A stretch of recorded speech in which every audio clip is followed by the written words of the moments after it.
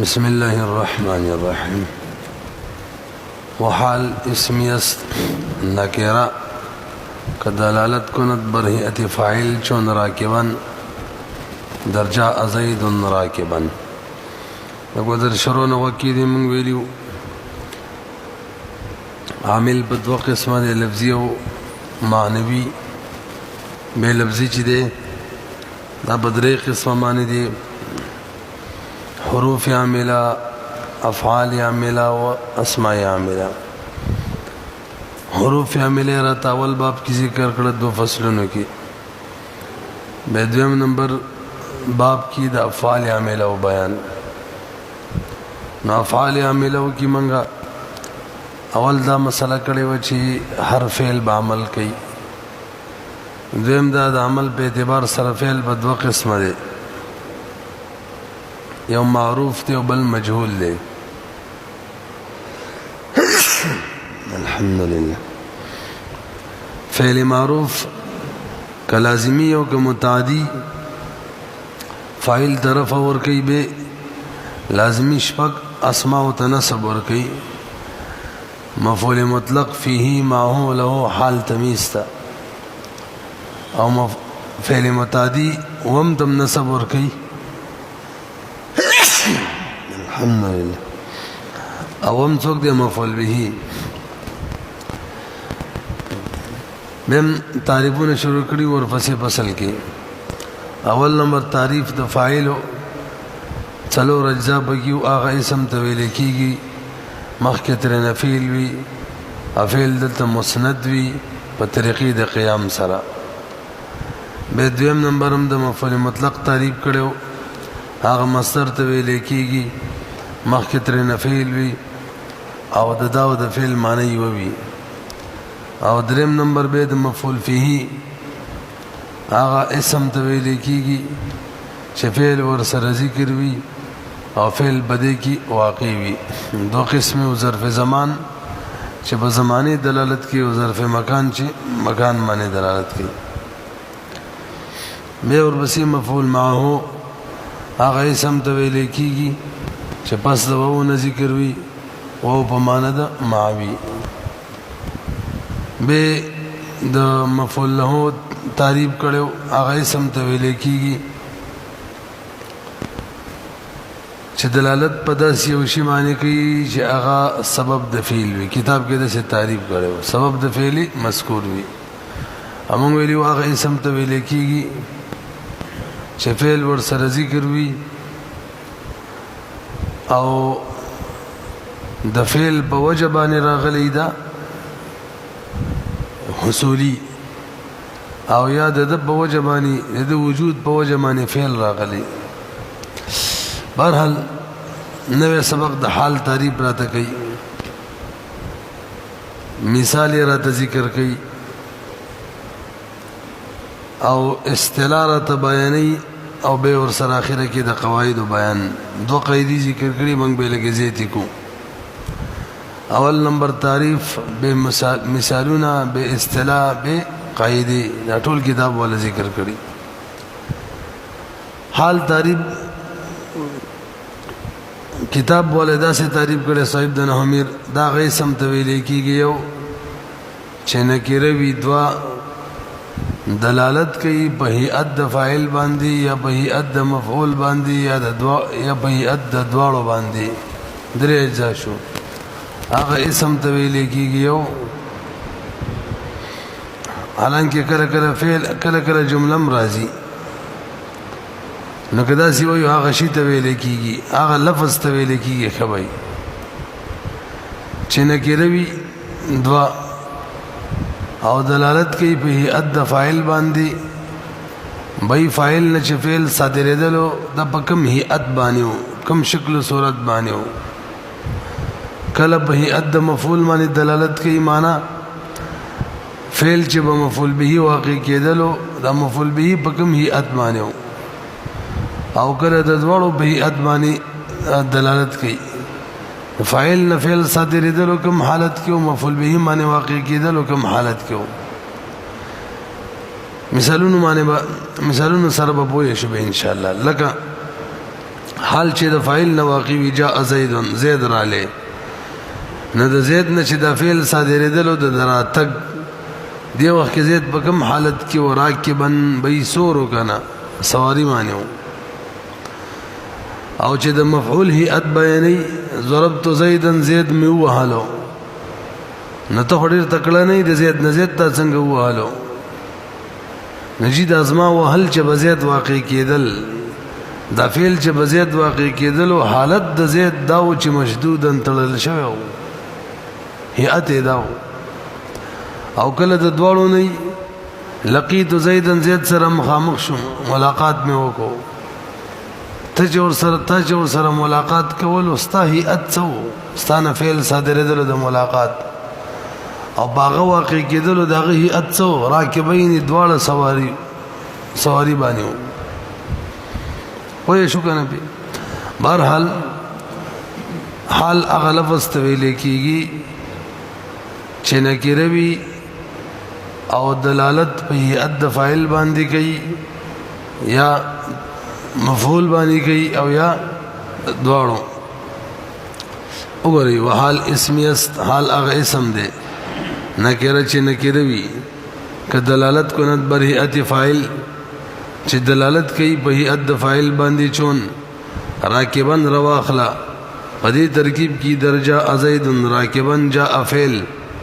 زید ذو الحال راکبن حال سره د ذو الحال نه فاعل لجاء د پارا دا جمله فعلیه شوله یا بر هيئت مفعول دویم نمبر یا په هيئت مفعول دلالت کوي چون مشدودن روانا در ضربت زیدن مشدودن بدی ترکیب کی چې ضربت زیدن مشدودن ما وهل زید تړل شوی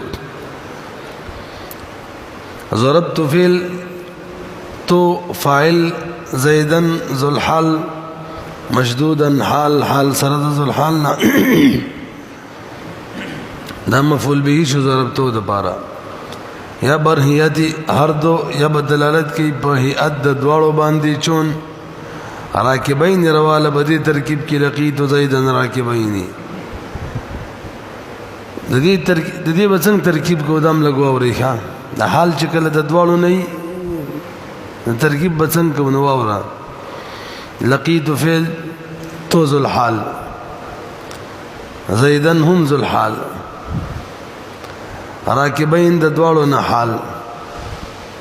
پوهش بیتو ذو الحال سره د خپل حال نه فاعل او زیدن ذو الحال سره د خپل حال نه مفعول فعل سره د فاعل او سره د مفعول نه جمله فعلیه پوه شو به څنګه وایو داخله کې اعتراض کوي چې کله د دوړو نه حال او ترکیب بڅنګه کې نو لقیت فعل تو ذو الحال زیدن ذو الحال ثانی برکبین د دوړو نه حال نو فعل لقیت فعل سره د تو ذو الحال او د حال فاعلنا او سره د زیدن ذو الحال او د حال مفعول به نه جمله فعلیه اجما ویلو تعریف بکو هم کړلو مې مور پسې ویلو مثالونه بوایو هم وشو کنه کافیه کی تعریف کړي ما یبین هیئت الفاعل او المفعول به ما غلط استویل کیږي داینه دی ویل چې سم ته ویل کیږي کافیه تعریف ټیک دی ځکه دا کله کله سم راځي جمله بین کرم نه دی ویل دام نه دی ضروری اگر چې نکرتو به شرط دی نا غلط استویل کیږي یو چې بیان کوي د هيئت د فاعل یا د هيئت د مفعول به الته د دو جزء شو هغه لفظ ته ویل کیږي یو چې هيئت د فاعل یا هيئت د مفعول به بیانې دوا الته دریم جزء بل دی چې بيد د فاعل توب مفعول توب به لفظي وي یعنی دي عامل به لفظي وي لفظا او معنن معنا دا د فاعل والے به معنوي وي معنا د دې فاعل فعل به معنوي یا د دې مفعول والے به معنوي معنا د دې مفعول فعل به څه وي معنوي دواړه کېدل شي خجی بما ویلیو دریم نمبر کې براتر اصطلاحات بیان وکي اصطلاح دا ده چې د چا نه چې حال واقع شوی وي حال چې د چا هیئت بیانې هغه ته ذل حال ویل کېږي او څوک چې بیانې دته حال ویل کېږي وفاعل و مفعول لا ذل حال ګوین فاعل او مفعول ته ذل حال ویل کېږي وان غالبا پوه شولې به وسرته د قواعد بیان کوي وره اخر کې دا ذل حال چې دا به غالبا معرفه وي عام طور به دا معرفه وي ذکر حال دا داسې دی لکه حکم لګول په ذل حال معنی چا معنی چې حکم لګي کنه هو معروف وي معرفه وي برحال غالبا بذل حال څه وي معرفه ها کله کله ذل حال نکرم رات دی شي په دغه صورت کې به مسله دسی چې دا حال به ذل حال معنی مقدم کوو کله کله ذل حال نکرم رات دی شي نو به حال مقدم کوو په ذل حال باندې لکه مثال په تور معنی رایتو رجلا راکبا دلته وسوګری رجلا ذل حال دی راکبا حال دی نو دا ترکیب بدسي کو رایتو راکبا رجلا حال به ذل حال مقدم کو من ویلو عام طور بذل حال معرفه وی کچری ذل حال نکروا د مقاعده نو حال به ذل حال معنی مقدم کو لك رأيت رجلا راكبا بزي بزوا رأيت راكبا رجلا وجد دي سره تاسو ته وښه وجد دا کچری منګ رأيت رجلا راكبا وایو ذل حال مقدم کو حال مؤخر کو نو په بعضی حالتونو کې یعنی په حالت نسبی کې لکه دې مثال کې پته بنلږي چې دا حال له صفت دی لکه رأيت رجلا راكبا حالم جوړيږي د رجلن او صفتیم جوړيږي حالانکه فرق بکار دی چې خلکو ته پته ولګي حال له صفت دی راشي تقدیم یو کوي رایتو راکبا رجلن کا تقدیم وشنو سر چا د بدلږي چې صفت بخپل موصوف نشي مقدم کېدل او دلته راکبا مقدم دی نو معلومیږي حال له حال مقدم کېدل شي پوه شئ باقي حالت رفیق جاءني راكبا رجل التا صفت سره مشابهت نو جاءني رجل راكبا ذکر صفت موصوف عربی وی دي خو یو نه دي یا مررت برجل راكبا نزلتم صفت او د موصوف سره مشابهت نشته بهم حالت رفیق نسبی حالت نسبی او جری کوم دا پکا حالت رفعی او جری کوم بکار د چې حال چې بذل حال مقدم شي که ذل حال نکري معنا قاعده شوله بس شکل حال نکره او بذل حال به مقدم وي حالت رفعی د ذل حال نسبی او جری نو سوال دا دی نور زینو کې ولې مقدم کې حالت رفعی او جری کې هغه جواب دا دی تردن للباب داسې کوه څه کوم دې بار چې باب جاری شي باب خور شي دا مسله خوره شي او د زمونږ په عرف کې کیږي وایي کنه دا میګانیم کې یو میګه کوم طرف روان شي نور نه ګوري خو بس ور بسی شي هم تور طالبان مازیګر کې یو خوشي شي نورم بس ور بسی کیږي یو کس چې وخاندي نورم خاندي کونم به کې خاندي کڅي ورېدلې کني زنانه چې مړو کې راشي کنه چې چلو شي و جاړي به خوده ک نور ته پته ام وسره جاړي ټول کار تردن للباب کیږي هدي نوې وان غالبا معرفه باشد ذل حال بغالبا معرفه وي واگر نکره باشد حال را مقدم دارن حال به مقدم کو چون راکبا رجل ددوا قاعده من حساب کړلې بل قاعده حال کله کله جمله مرادل شي او حال جمله نیز باشد چنانچه داسې به رأیت الامیر امیر مې ولیدلو وهو راکب حال دا چې د امیر سورو نو دلته رأیت فعل تو فاعل الامیر ذو الحال دی وهو راکب دا حال دی هو مبتدا راکب خبر مبتدا سره د خبر نه حال واقع شو نو څو زر بار نه لګي نور قاعده هم کافی نه وګورته کېدی اوله قاعده صاحب د کافی وی وشرط ان تكون نکره حال بنکروي د ملتنه ویلي او ذل حال غالبا معرفه وی د مویلا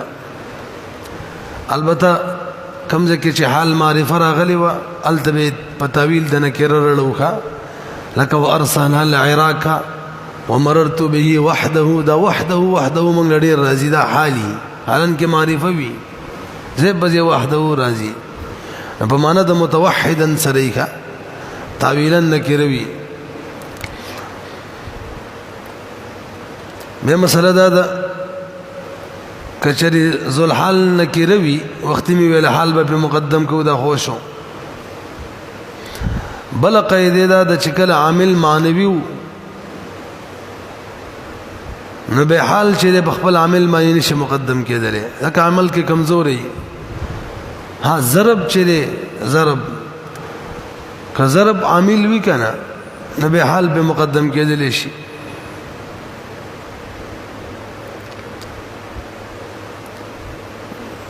به قاعده بیان کړي هر هغه شی چې به اد فاعل باندې چې به هيئت باندې دلالت کوي کنه کاغه اسم مشتقی وي او اسم جامد وي بهر حال جوړېدل شي انا د ضروري چې خامخاد اسمي مشتقی وی حالام طور موږ مثالونه څو یو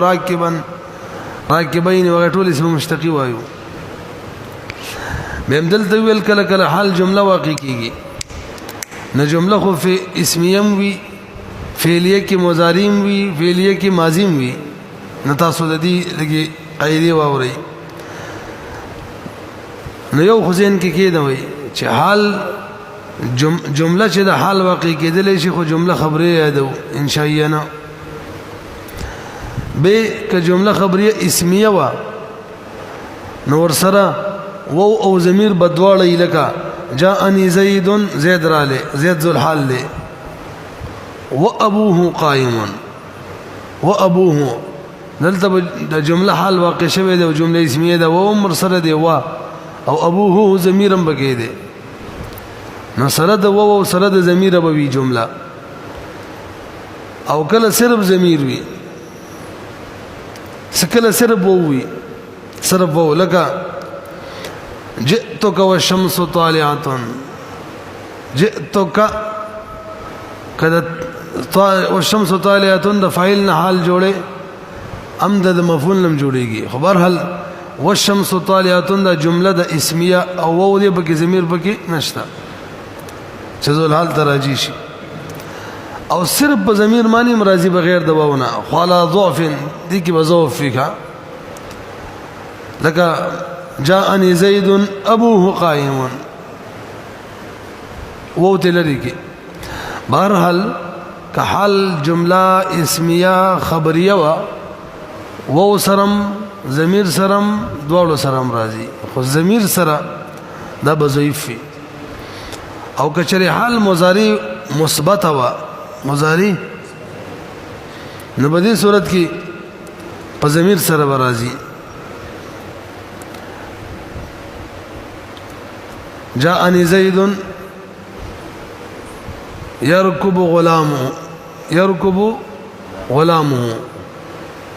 دلته بس صرف ضمیر دی پکې دا کار به وشو ورسېدلې به دو صورت شو که جمله اسمیه وي دغه بیان وشو کو جمله فعلیه وي او مضاری وي او مثبت وي کا مضاری وي مثبت وي دوا د دین علاوه چې کوم صورتونه دي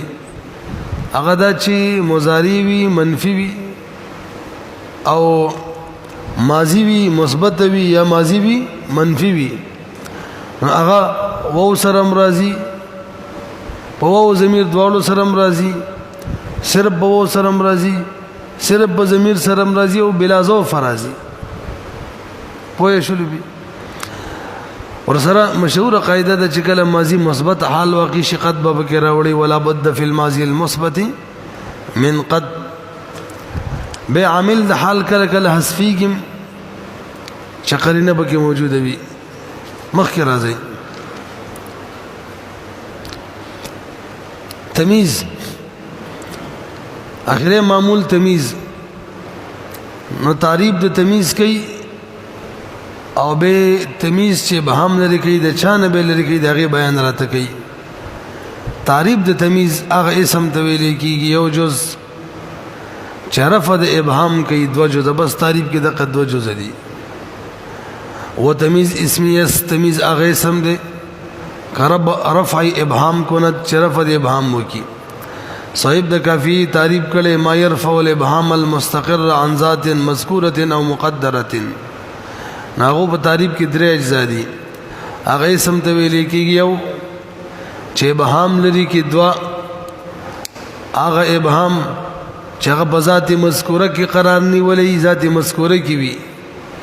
یا ذات مقدره کې وي یعنی جمله کې وي بل بیان روان دي هغه اسم ته ویل کېږي یو جز شرف د ابهام کې ابهام لري کې دوا جزء ابهام د چانه لري کې کله د ذات مذکوره نه مفرد نه او کله د ذات مقدره نه جمله نه جمله کې ابهام وی نسبت کې غلري کوي وې شو به دیو کوم صاحب د نهمیر کوم بیان کړي دی نو لګ مجمل دی نو ماته لغوک شيخه صاحب د کافی پورا بیان کړي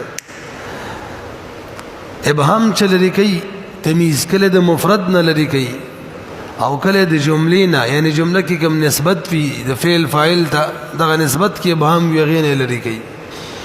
نو ابهام کله لري کوي د مفرد نه کله لري کوي د جملې نه توجه جی چې مفرد نه لري کوي په دوه قسمه ده کله مفرد مقداری مقدار وی لکه کېل وزن مساحت او کله مفرد غیر مقداری نو ابهام لري کوي د مفرد نه مقداری ابهام لري کوي د مفرد نه غیر مقداری او ابهام لري کوي د جملې نه څو شو درې اول کم یو دی ابهام لري کوي د مفرد نه او کم مفرد مقداری نه یعنی هغه مفرد چې هغه بیان د مقدار کوي نه غیر باروس صاحب د نومیر سره د دې بیان کړی دی نه دغه مقدار چې د کله عدد کې بهم وي یعنی دغه مقدار عدد وي عدد مقداری کنه الکه تاسو روپۍ شتاو شته څومره مقدار کې دي جزر دي غنم شتاو څومره دي جی دوه منه دا ټول مقدارونه دي ښه مقدار ویل کېږي هغه شی ته بچا باندې چې د بل شي قدر معلومیږي نه رسېږي برحال مفرد مقداری اکل عدد وی لکه ما سره شل دي څه شل دي عندي 20 ما سره شل دي شدر سره شل دي ابهام بکې ده کنه ابهام بچا کړي مفرد کړي مفرد کم یو دی مقداری دی مقداری کې کم یو دی عدد دی جواب درهمن دي درهم دي اوې دا د چانه چې ابهام لري کوي هغه ته دي تمیز ته ممیز وي او د چانه چې لري کوي هغه ته څه وي ممیز هغه ممیز ته اسم تام هم ویل کیږي دا ذهن کې کینه وي څه مته وي د تمیز له مقه نسب ور کوي دا تمیز منسوبي کنه نسب څوک ور کوي اسم تام ور کوي بل اسم تام د اسم د تمامیت درې صورت دي تنوین سره یو نون د تسنیه نون د جمع سره دوا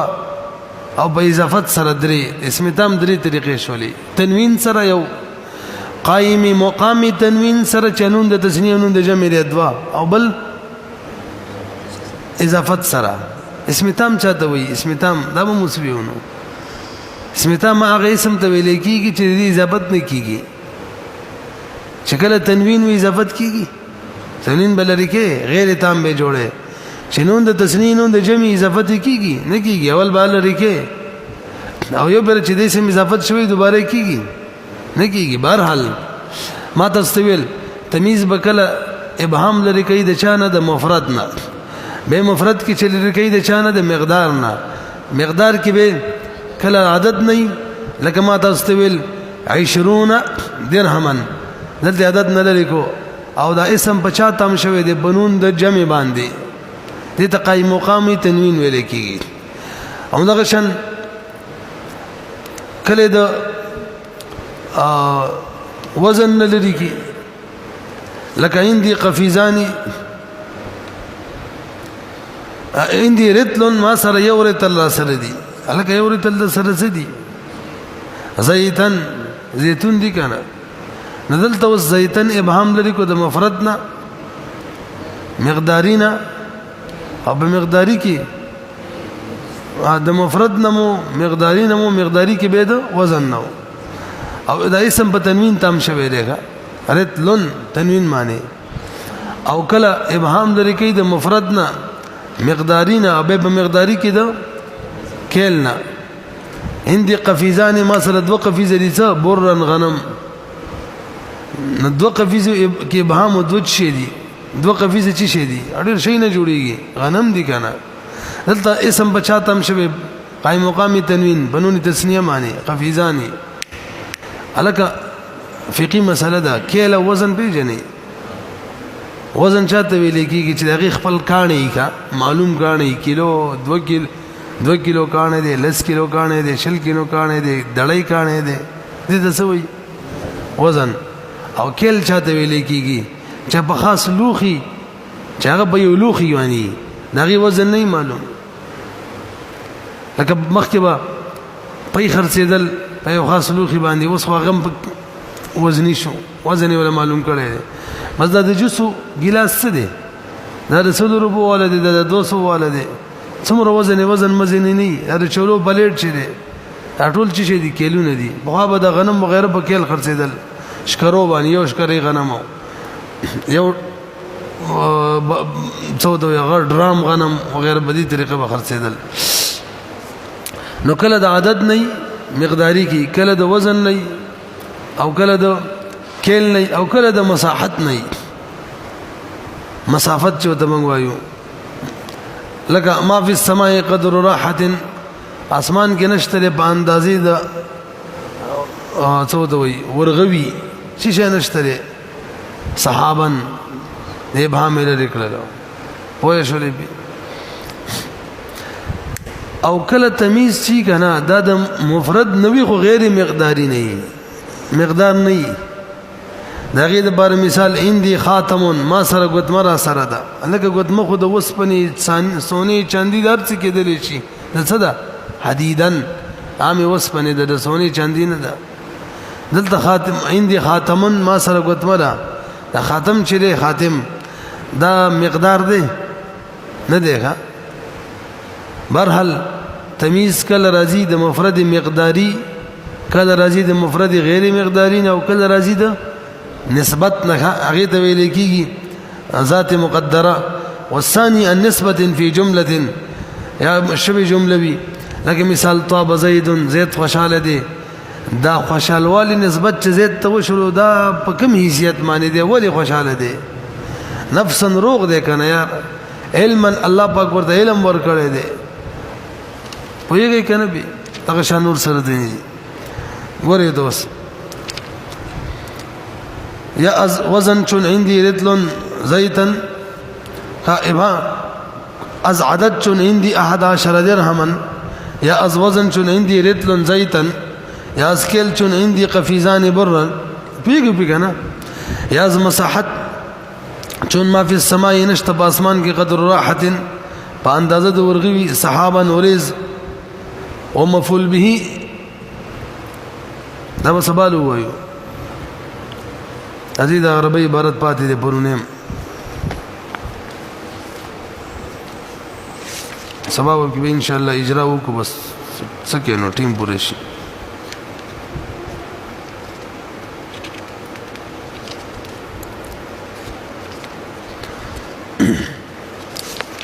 خجین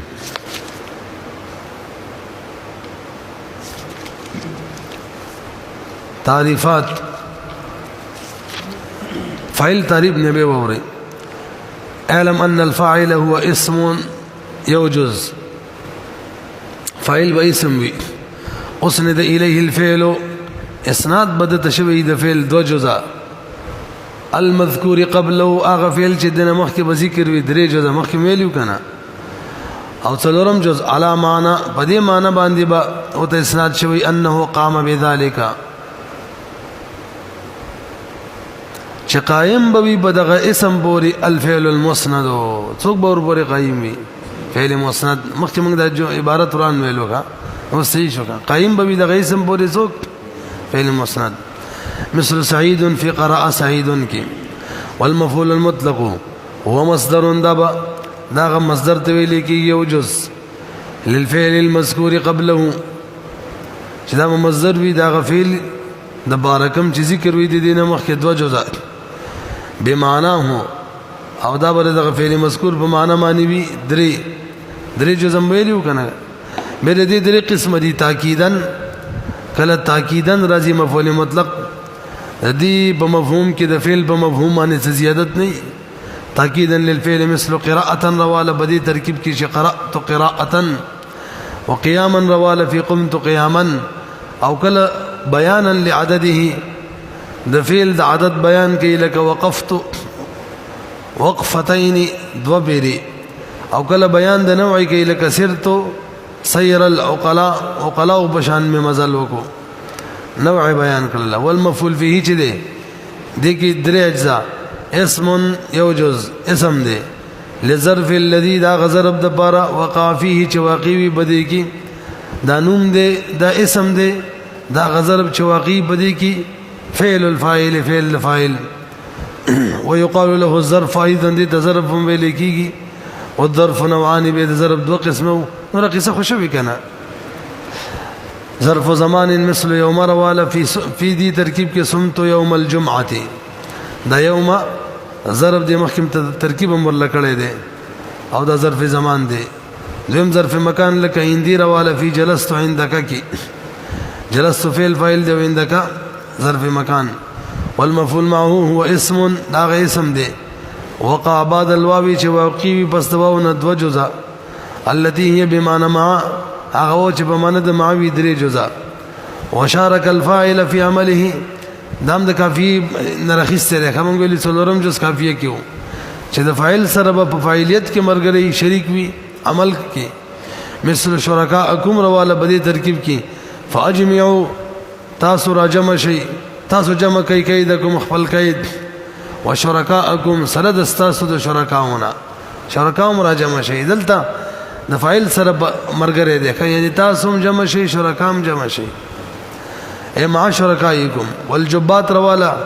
فی جاء البرد والجبات مع الجبات دلتم د فاعل په معنا باندې دي سمانا برد امرالیو جبات امرال او کله د مفعول له ختم شو والمفعول له چې هو ما فعل دا غشي دي چې شوی فعل ما فعل الفعل فعل لاجل د دې په وجه یا د دې د حصول د بار شوی یا د دې د وجود د وجه نه شوی مثل اکراما رواله فی قمت په دې ترکیب کې چې قمت اکراما لزید دلته فعل د دې د اصول د بار شوی د اکراما لزید حال هو اسم نکره دا غیسم دی چې نکره وی يدل علی هیئه الفاعل او دلالت کوي په هیئت فاعل باندې لکه دا ترکیب مثل راکبا رواله بدی ترکیب کې جاء زید راکبا او على هيئه المفعول به یا به هيئه مفعول به دلالت کوي لکه مشدودا رواله بدی ترکیب کې چې ضربت زيدا مشدودا او على هيئه الفاعل والمفعول معا یا به دوړو په هيئت باندې دلالت کوي لکه راکبین رواله فی لقيت زيدا راکبین اصطلاح بیان راته کوي تعریف مو شو مثال مو شو اصطلاح ويقال للفاعل والمفعول ذو الحال دغه فاعل او مفعول ذو الحال ویل کی قاعده ولا بیانې منګ ډېر قاعده بیان کړلې قاعده ذو الحال چې یکون معرفه غالبا ومعرفوي او کشر نکره وان كان نکره فيقدم الحال حينئذ حال بذو الحال مقدم کیږي دغه وخت کې مثل جاءني راكبا رجل وقد يكون بلا قاعده کله کله د حال چې جمله هم وي كقولك رايت الامير امير سلمي امير مولد له وهو راكب د حال کې چې سورن وهو راكب جمله ده والتمييز چې هو اسم دا غي سم ته ویل کیږي او جو زیر فول بهام چې بهام لري کوي دو جدا اما عن العدد نبی لري کوي مثل عندي 11 ما سره یول استې شي د یول استې درهم درهم یا به د وزن لري کوي عندي رتل ما سره یو رتل سره دی 1 کیلو دی مثلا څه شي 1 کیلو دی زيتون او من الكيل یا به د کل لري کوي مثل عندي قفزاني مثلا ما سره 2 ډرام را سره دي 2 ډرام چې شي دي بورن غنم او من المساحت نبی لري کوي لکه ما فی السماء نشتره په اسمان کې قدر راحت په اندازه د ورغوي سره دلته قدر راحت اسم تام په اضافت سره د خدام نو ویلې صحابه نورز والمفعول به